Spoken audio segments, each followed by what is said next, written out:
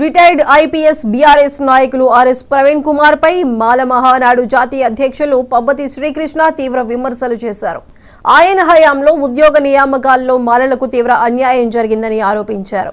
తెలంగాణ గురుకుల పాఠశాలలో విద్యార్థులు అనేక ఇబ్బందులు పడుతున్నారన్న ఆయన అధికారులు వెంటనే స్పందించి సమస్యలను పరిష్కరించాలని కోరారు.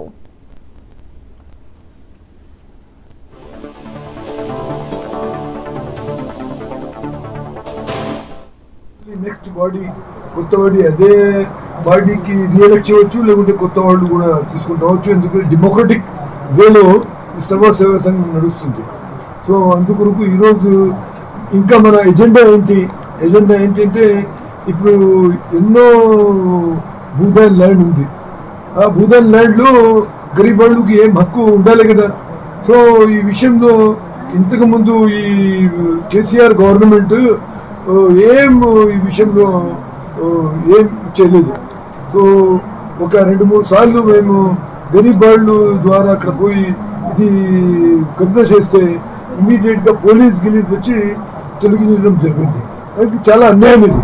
ఎందుకంటే ఈ భూదాన్ ల్యాండ్ ఉంది గరీబ్ వాళ్ళ గురించి. ఈ మొత్తం చరిత్ర చూస్తే మనకి తెలుస్తుంది. ఆచార్య వినోబాబాయ్ ఎందుకు అందరితో దానం తీసుకొని గరీబ్ వాళ్ళకి పంచి పెట్టాలి అని ఉండేది. అసలు గర్వకారణం ఏంటంటే భూదాన్ పోచంపల్లి నుంచి ఆయన మొదలు పెట్టారు.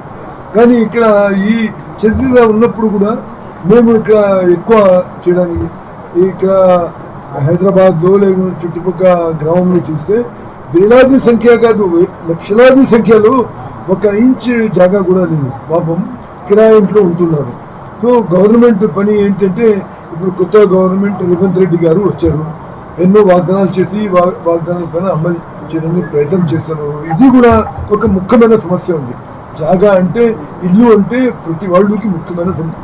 సో ఈ విషయంలో మన చీఫ్ మినిస్టర్ గారు లేకుంటే ప్రెసిడెంట్ గవర్నమెంట్ ఇక్కడ కేంద్రీకరించి ఇమీడియట్గా ఇక్కడ హైదరాబాద్ చుట్టుపక్కల ఇది